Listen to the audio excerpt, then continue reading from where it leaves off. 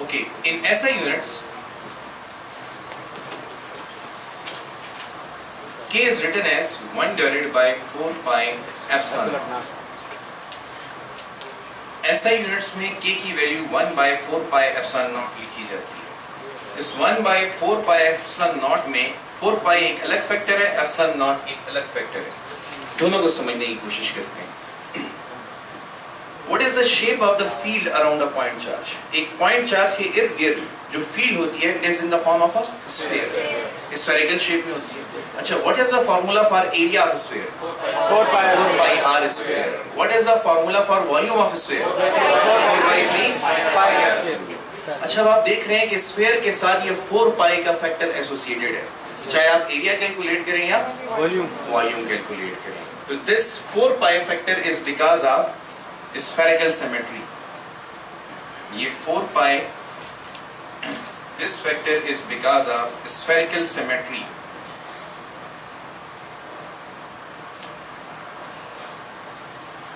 Of field around point charge. ये भी याद रहे कि सिर्फ point charge की बात हो रही है। और what is epsilon naught? It is a permittivity of free space. तो ये basically किसकी वजह से? ये मीडियम की वजह से। यहाँ पे फ्री स्पेस है। It is basically the permittivity factor. और परमिटिविटी में भी ये फैक्टर जो है फिर एप्सिलॉन नॉट पे अगर बहस की जाए तो epsilon not is equal to, see this expression, इस एक्सप्रेशन के मुताबिक एप्सिलॉन नॉट की क्या वैल्यू होगी? 1 by 4 pi k. ये एप्सिलॉन नॉट की वैल्यू होगी and we know the value of k, 1 over 4 pi into 9 into 10 to power 9 newton metre square पर कूलम स्क्वायर। इस कूलम स्क्वायर को ऊपर ले जाएं, इस फैक्टर को डिवाइड करें, एप्सिलॉन नॉट की वैल्यू आएगी 8.85 into 10 to power minus 12 coulomb square पर न्यूटन मीटर स्क्वायर। और कैलकुलेशंस के लिए अगर आपने इसको अडॉप्ट करना है तो फिर ये सिर्फ 10 to power minus 11 ले लें। Is it a good approximation? 8.85 approximately 9 है। 9 को तो आप पहले भी 10 बना चुके हैं। तो 10 into 10 to power minus 12 becomes 10 to power minus 11। तो फिर आप कैलकुलेशंस में इसको 10 to power minus 11 लेके जाएं। अच्छा, इसको हम क्या कहते हैं? इसको हम कहते हैं परमिटिविटी ऑफ फ्री स्पेस। ये इसका एक नाम हो गया, permittivity of free space, also called as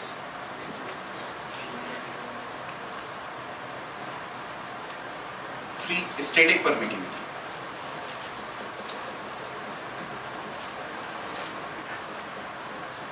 इसको स्टैटिक परमिटिविटी भी कहते हैं। ये परमिटिविटी थोड़ी खतरनाक है क्योंकि हर परमिटिविटी के एटलीस्ट 2 नाम जरूर हैं। आगे चल के आपके पास एब्सोल्यूट परमिटिविटी आने वाली है, मीडियम की परमिटिविटी, फिर रिलेटिव परमिटिविटी आने वाली है। तो इस वजह से उनके भी अलग अलग नाम हैं। तो आपको अभी से ये याद रखना होगा कि परमिटिविटी ऑफ फ्री स्पेस को हम स्टैटिक परमिटिविटी भी कहते हैं। ये दोनों सेम वैल्यूज हैं। अच्छा, अब ये परमिटिविटी जरा डिफाइन करते हैं कि परमिटिविटी बेसिकली क्या है।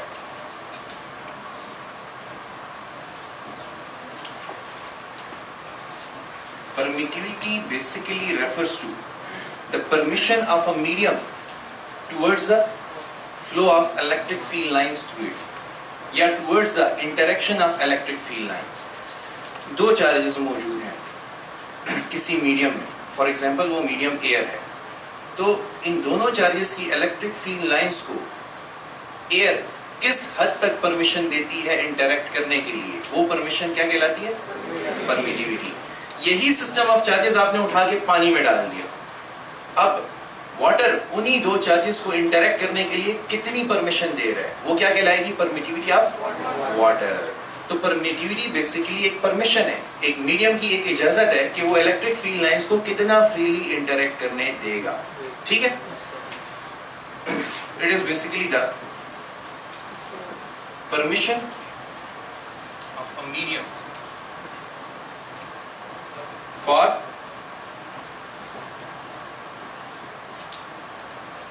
इंटरेक्शन या flow of electric field lines.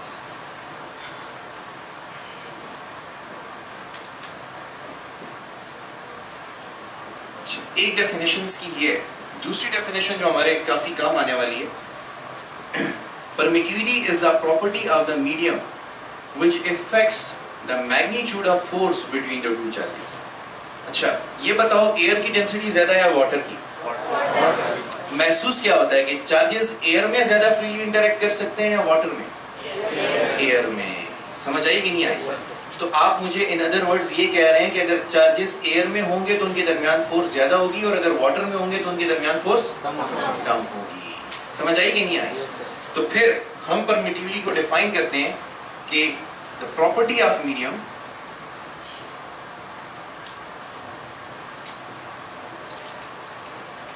which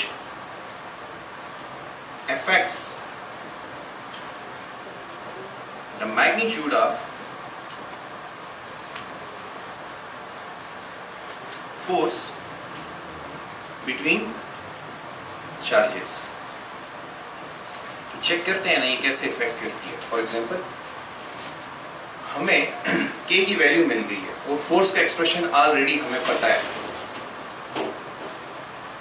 force का एक्सप्रेशन था F is equal to K Q1 Q2 over R square। F is equal to 1 over 4 pi epsilon naught Q1 Q2 over R square। Keeping all other factors constant, ये देखें क्या relation आ रहा है? Inverse relation आ रहा है। अब इसकी value अगर आप देखो तो काफी स्मॉल है, 8.85 into 10 to power minus 12। The value is really very small। अब जितनी ये वैल्यू स्मॉल होगी उतना फोर्स दो चार्जेस के दरमियान ज्यादा होगी। तो अब होना क्या चाहिए? इसकी मिनिमम वैल्यू क्या हो सकती है? एक बात जरा ओपन करके देखो, अंदाजा लगाओ। अच्छा, जिस चीज को आप रियलाइज नहीं करते वो बड़ी खतरनाक हो जाती है। ये 0.1 2 3 4 5 6 7 8 9 10 11 8 8 5 एक डेसिमल प्लेस आप पीछे भी गए ना, तो इसलिए एक जीरो कम हो गया, 11 जीरोस आए। ये वैल्यू काफी स्मॉल है और इस वैल्यू के बारे में एक बात और याद रखें कि ये नेचुरल कांस्टेंट है। ये नेचुरली एग्जिस्ट करती है कि जब भी दो चार्जेस एयर में इंटरेक्ट करेंगे तो एयर या वैक्यूम इतनी परमिशन देगा, इससे ज्यादा परमिशन। अच्छा, अगर ये वैल्यू एग्जैक्टली जीरो होती तो फिर क्या होता? वो भी कर लेते हैं। अगर ये एप्सिलॉन नॉट जीरो होता तो F इज इक्वल टू बाकी तमाम फैक्टर्स जो हैं उनको अगर मैं कह दूं कि वो एक कांस्टेंट C प्राइम है तो फिर एप्सिलॉन नॉट नीचे आएगा, C prime over zero is equal to infinity. का मतलब इंफिनिटी नहीं होता, इंफिनिटी का मतलब होता है द मैक्सिमम वैल्यू। इंफिनिटी का मतलब जहां पे आपकी हद खत्म हो जाए, उसके बाहर आप ऑब्जर्व ना कर सके। मैं आपको बड़ी आसान सी एग्जांपल देता हूँ। मेरा हाथ इस रेस्टर तक नहीं पहुंच रहा, ये मेरे लिए इंफिनिटी पे है। इसकी एक और एग्जांपल आप लोगों ने एब्सोल्यूट ग्रेविटेशनल पोटेंशियल एनर्जी में भी ली कि हर वो पॉइंट जो फील्ड के जस्ट बाहर हो वो फील्ड के लिए कहाँ है? तो अब देखो, अगर ये वैल्यू जीरो होती तो फिर दो चार्जेस के दरमियान फोर्स मैक्सिमम होती। इंफिनिटी का कोई कांसेप्ट नहीं है, कोई भी फोर्स इनफाइनाइट नहीं हो सकती। वो फोर्स क्या होती? मैक्सिमम होती। अगर air full permission maximum permission नहीं दे रहा तो इसका मतलब जानते हो क्या है? 100% वैक्यूम पॉसिबल नहीं है, 100% फ्री स्पेस पॉसिबल नहीं है। यानी अगर आप वैक्यूम भी कंसीडर कर रहे हैं तो वहां पर भी कुछ ना कुछ पार्टिकल्स मौजूद हैं जो इनको फ्रीली इंटरैक्ट करने, लेकिन बहरहाल जो सबसे कम डेंसिटी है वो वैक्यूम की है। इसीलिए चार्जेस के दरमियान सबसे ज्यादा फोर्स कौन से मीडियम में होगी? वैक्यूम में होगी, फ्री स्पेस में होगी। हम उसको मीडियम भी नहीं कहेंगे, rather we will call it a free space. Is it clear till now? Okay, तो हमारे पास ये एक्सप्रेशन है मैग्नीट्यूड के लिए for coulomb force between two stationary point charges. यहां से हम यूनिट ऑफ चार्ज को डिफाइन करते हैं।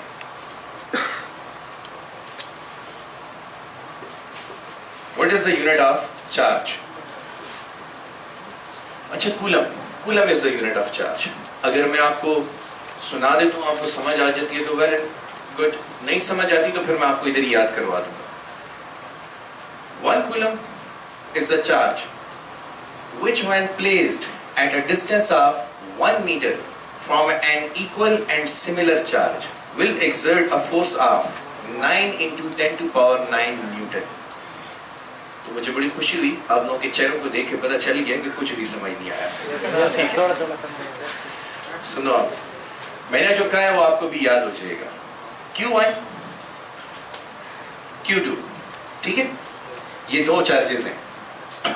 इस चार्ज का मैग्नीट्यूड भी 1 कूलम, इस चार्ज का मैग्नीट्यूड भी 1 कूलम. इन दोनों चार्जेस के दरमियान जो डिस्टेंस है वो कितना है? 1 मीटर.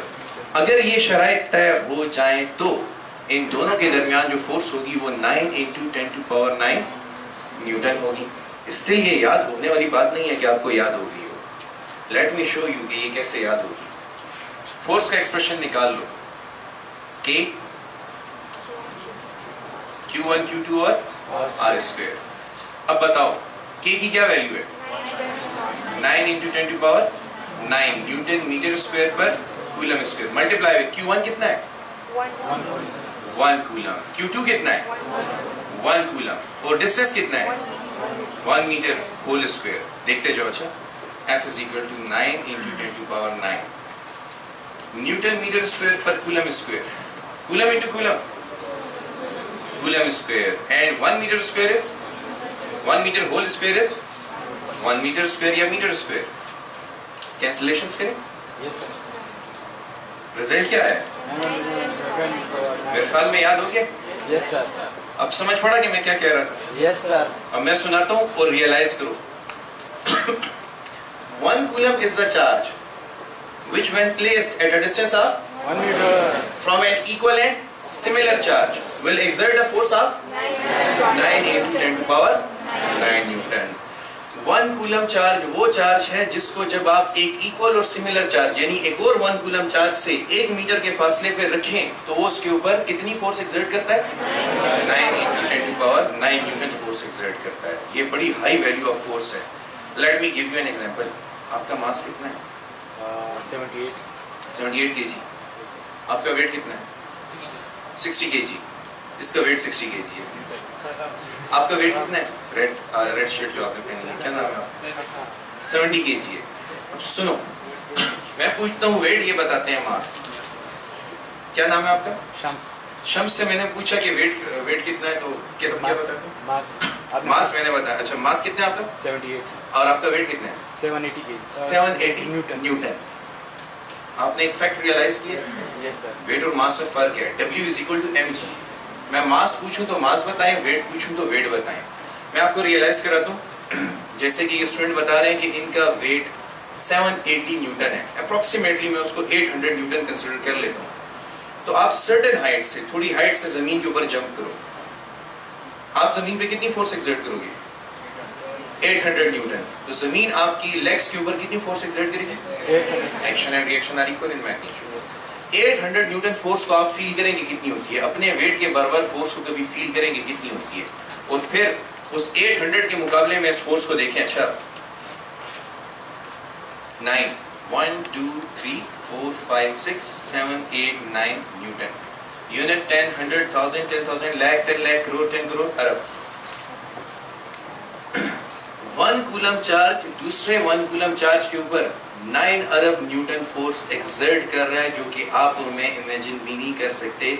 इसलिए मैंने आपको प्रीवियस लेक्चर्स में समझाया था कि कूलम फोर्स या electromagnetic force is the second strongest force of the nature. ये सेकंड स्ट्रॉन्गेस्ट फोर्स है. समझ आई कि नहीं आई? तो जब दो 1 कूलम चार्ज आपस में इंटरेक्शन में आते हैं ना, तो इतने मजबूत बॉन्ड बनते हैं, इतनी हाई अट्रैक्शन होती है कि एटम की डिस्ट्रक्शन इम्पॉसिबल हो जाती है. एटम्स को आप कोई छोटी मोटी फोर्स लेके डिस्ट्रॉय नहीं कर सकते. Is it clear? Thank you very much for today.